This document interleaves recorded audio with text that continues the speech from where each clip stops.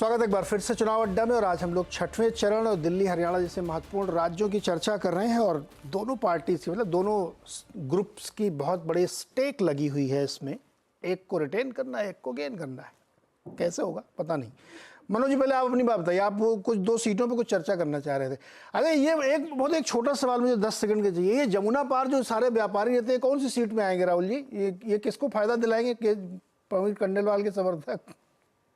नहीं, पूर्वी दिल्ली में हाँ, पूर्वी दिल्ली लोकसभा की जो सीट है हाँ, उसकी कई कॉलोनियां ऐसी बसी हैं जिसमें अधिकांश चांदनी चौक के व्यापारी रहते हैं। इसी के साथ मैं एक चीज और जोड़ना असल में ये चाह रहा हूं कि जयप्रकाश अग्रवाल जी बहुत पुराने और दिल्ली के मजे हुए नेता हैं, लेकिन वो चांदनी चौक से तब एमपी होते थे जब 2006 से पहले चांदनी चौक 3.5 लाख मतदाताओं वाली कॉन्स्टिट्यूंसी होती थी और उसकी जो सीमा थी वो पुरानी दिल्ली तक ही सीमित थी।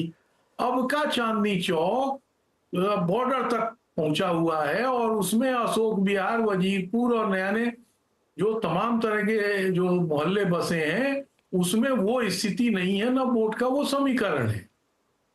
इसलिए वह स्थितियां विचित्र बनी हुई हैं और केवल इस आधार पर कि वो पुराने नेता हैं। लेकिन मेरा मानना यह है कि वहां दिल्ली भर के कांग्रेस के वर्कर उनके लिए काम कर रहे हैं और वहां सबसे ढंग से चुनाव कांग्रेस के लोग लड़ रहे हैं। बाकी जो कन्हैया कुमार का चुनाव कैंपेन है उसको जो उनके कोर सपोर्टर हैं वो सब बाहर के लोग हैं या दिल्ली के भी जो लोग हैं जो कांग्रेस के कम लोग हैं। कांग्रेस कायदे में अब बहुत बची ही नहीं दिल्ली में। बार बार विभाजन होने अब कांग्रेस में नेता ही पिछले 20 साल से तो केवल नेता ही थे, कार्यकर्ता तो कम ही थे। तो अब नेता भी बहुत सारे इधर उधर हो गए। तो मेरा मानना यह है कि कन्हैया कुमार के यहाँ भी, लेकिन कन्हैया कुमार के यहाँ 5, 5.5, 6 लाख वोटर मुसलमान हैं और इतने ही 7-8 लाख वोटर पूर्वांचल के हैं, जिसमें मनोज तिवारी भी डिवीजन करेंगे ऐसा लगता है। बाकी जो दिल्ली का समीकरण जानने वाले यहाँ तो ज्यादातर लोग सब दिल्ली के ही चेहरे दिख रहे हैं। यहाँ एक अजीब फेनोमिना है कि जो अदृश्य जो सबसे बड़ा मुद्दा है वो जातिवाद और क्षेत्रवाद है। जिसको किराएदार वोट करेगा उसको मालिक मकान वोट नहीं करेगा। आपकी जानकारी में दिल्ली मूलतः तो गांव का शहर है, लेकिन अब वो सब सारे गांव डोमिनेट करते हैं बाहर के लोगों से और वहां जो किराएदार जिसके साथ पक्ष में होगा वो मालिक उसके खिलाफ होगा। तो ये भी एक फिनोमिना है और उसके चलते भी लोग ये मान के चल रहे हैं कि कोई डंके की चोट पर, मतलब जो यहाँ के लोकल लोग जाट गुजर जिसके सपोर्टर हैं अमूमन उसके कम सपोर्टर हैं जो बाहर से आए हुए लोग, जिसको हम लोग पूर्वांचल के प्रवासी शब्द कहते हैं। तो ये एक डिवीजन चलता है। जिस बार महाबल चुनाव जीते थे पश्चिमी दिल्ली से, उस समय थोड़ी सी स्थिति भिन्न ये थी कि पूर्वांचल के लोगों को पहली बार ये लगा कि हमारा कोई आदमी चुनाव लड़ रहा है। तो जैसे बाकी दिल्ली में मुसलमान लाइन लग के 70-75% वोटिंग करते हैं, ऐसे उस सीट पर पूर्वांचल के लोगों ने वोटिंग की। Plus doctor Manmohan Singh, captain Amarinder Singh, इस तरह के जो पंजाब के लीडर हैं, पश्चिमी दिल्ली की सीट में 2-3 सीटें जो पंजाबी डोमिनेटेड सीट है, वहां उन्होंने काफी सक्रियता से प्रचार किया, सभाएं की, बैठकें की। उसका असर पड़ा और महाबल जीते। इस बार वो स्थिति मुझे लग नहीं रही है, दिख रही है। इसलिए अगर उस तरह से फाइट माने तो ज्यादातर 2-3 सीटों पर ही फाइट मुझे लग रही है। बाकी इसमें कन्हैया के साथ ना जेएनयू के लड़के भी होंगे सर, जो पढ़ रहे होंगे। जेएनयू के लड़के हैं, एआईएसएफ के लोग हैं, सीपीआई के लोग हैं। ऐसा इसलिए मुझे लगता है कि जैसे हम लोग जब लखनऊ यूनिवर्सिटी में पढ़ते थे और वहाँ के जो पूर्व अध्यक्ष या कोई पुराने जमाने में और ये भी एक कारण है बुला लेते आ जाओ सब लोग हमारे साथ काम करो आके। तो इस समय जेएनयू के बहुत सारे लड़के उनके नेता लड़ रहे हैं चुनाव। राहुल जी, आता हूँ एक मिनट बाद।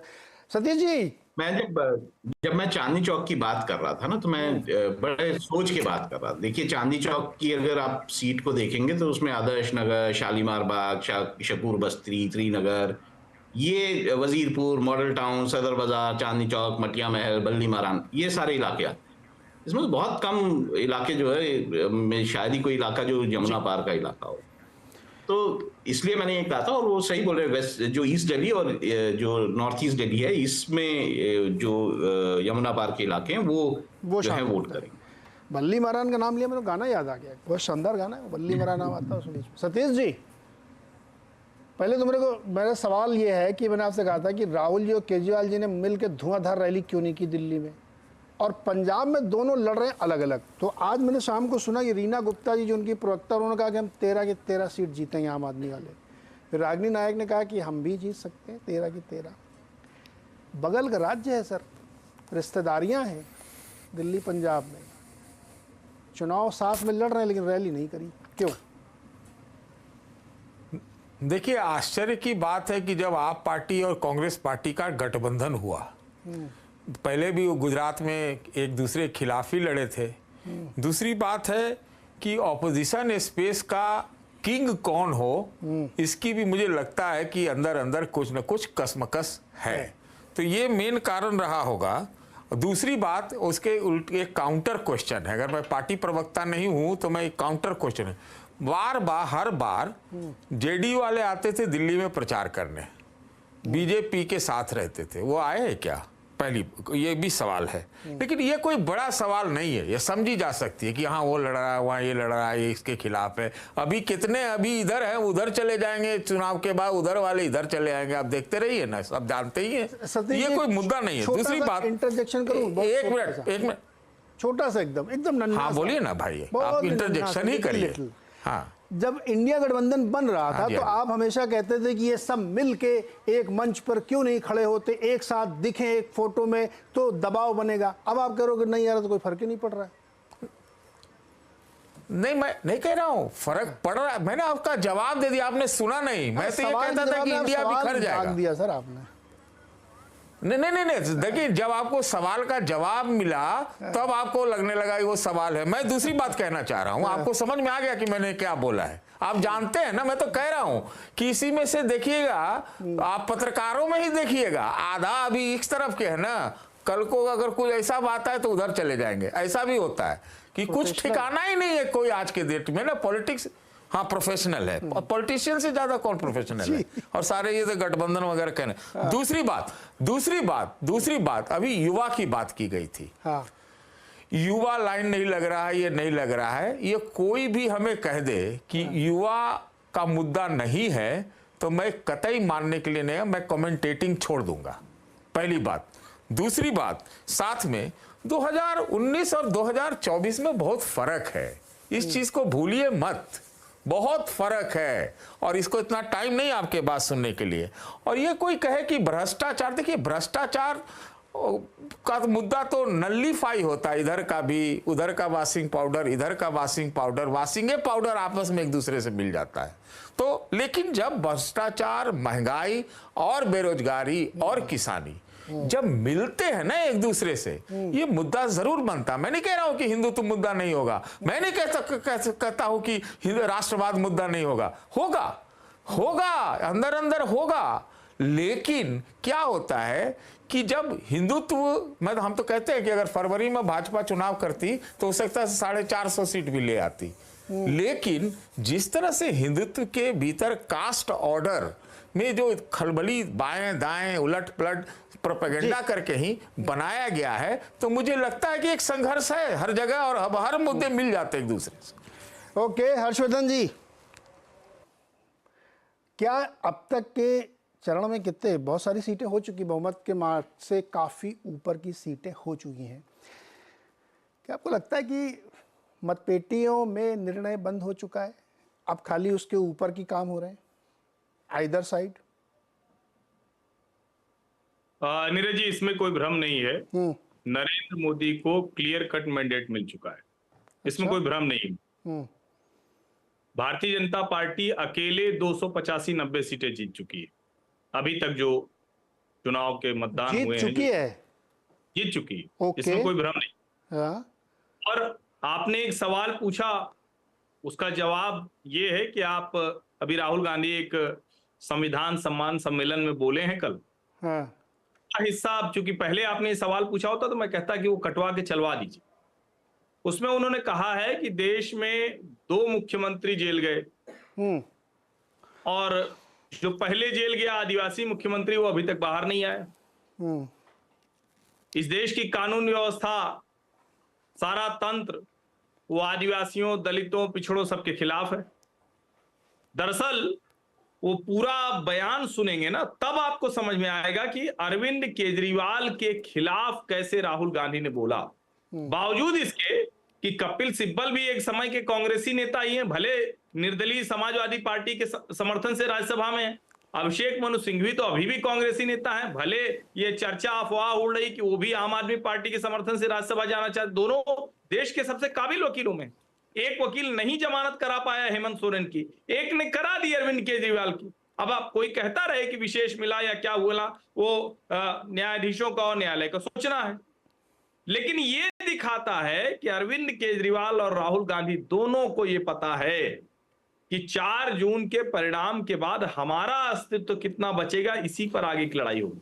और चूंकि केजरीवाल ने जेल से निकलते ही कहा, अरे हमारी पार्टी थोड़ी ना है, वो तो कांग्रेस के हैं, सूरत में, इंदौर में सीधा सीधा हमला एक दूसरे के ऊपर कर रहे हैं। ये भी एक बड़ी वजह होगी कि दिल्ली में ये गठजोड़ बहुत अच्छा एक दूसरे के कार्यकर्ताओं का वोट नहीं हासिल कर। अच्छा, क्या ये जो अभी ताजा तरीन सब शराब वाला कांड है कि राहुल इस बात से भी बचते होंगे कि यार जाऊंगा तो लोग पूछेंगे भाई आप ही के नेता दीक्षित जी ने शराब कांड का खुलासा किया तो आप इनके लिए वोट मांगने आए हो, इस वजह से भी उसका किनारा कट गया हो, साइड पर निश्चित तौर है ना। ये भी एक वजह है। लेकिन आप इसको समझिए जरा, अरविंद केजरीवाल और राहुल गांधी वो कभी एक दूसरे के साथ सहज नहीं हो सकते, बहुत मजबूर हैं दोनों, बहुत मजबूर हैं दोनों का संकट बड़ा है।